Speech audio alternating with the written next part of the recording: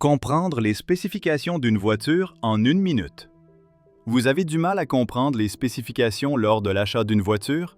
Pas de panique! Aujourd'hui, nous allons vous expliquer rapidement 10 critères essentiels faisant de vous un expert automobile en quelques secondes et vous permettant d'évaluer facilement la puissance, la tenue de route et le confort d'une voiture. Premièrement, l'empattement.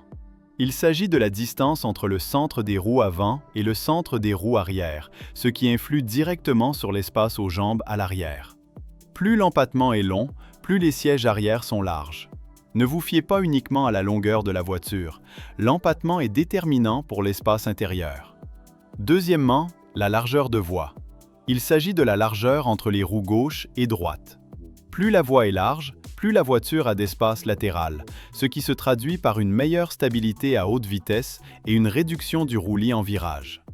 Troisièmement, la garde au sol. Elle représente la hauteur du point le plus bas de la carrosserie par rapport au sol. Une garde au sol élevée offre de meilleures capacités tout-terrain et convient aux terrains accidentés.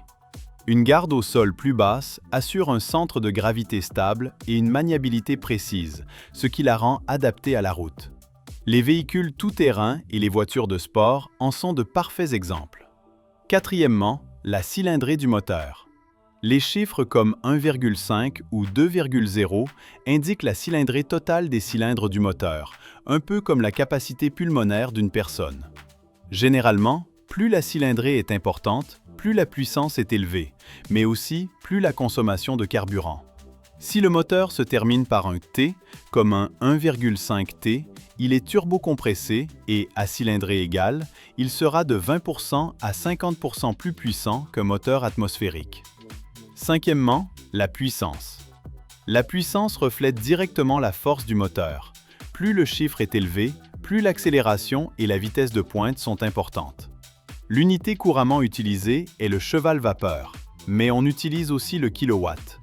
À titre de conversion, 100 kW équivalent à environ 36 chevaux. Sixièmement, le couple. Le couple représente la force de rotation aux roues. Plus le couple est élevé, plus l'accélération au démarrage est importante, plus la puissance en côte est grande et plus la poussée est forte. Septièmement, la suspension. Elle influe sur le confort et la tenue de route.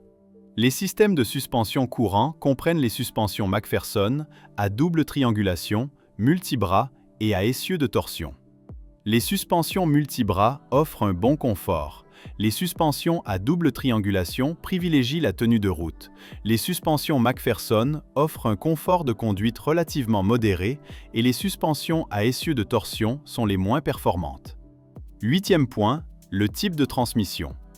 La traction avant est économique en carburant, peu coûteuse et adaptée à un usage familial. La propulsion arrière offre une bonne tenue de route et une expérience de conduite agréable, tout en consommant légèrement moins de carburant. La transmission intégrale est stable et offre d'excellentes capacités tout-terrain, mais elle est également plus chère et plus gourmande en carburant. Neuvième point, la répartition du poids. Il s'agit de la répartition du poids entre l'avant et l'arrière du véhicule. Les voitures familiales classiques sont plus lourdes à l'avant et plus légères à l'arrière, généralement dans un rapport de 60/40. Certains véhicules haute performance peuvent atteindre un rapport de 50/50, ce qui se traduit par une tenue de route plus équilibrée et plus agile. Dixième point, le coefficient de traînée. Il s'agit de la résistance à l'air que le véhicule rencontre en roulant. Plus le coefficient est faible, meilleures sont la consommation de carburant et la stabilité de conduite. Abonnez-vous à la chaîne Automobile et restez connectés pour ne rien manquer de l'actualité.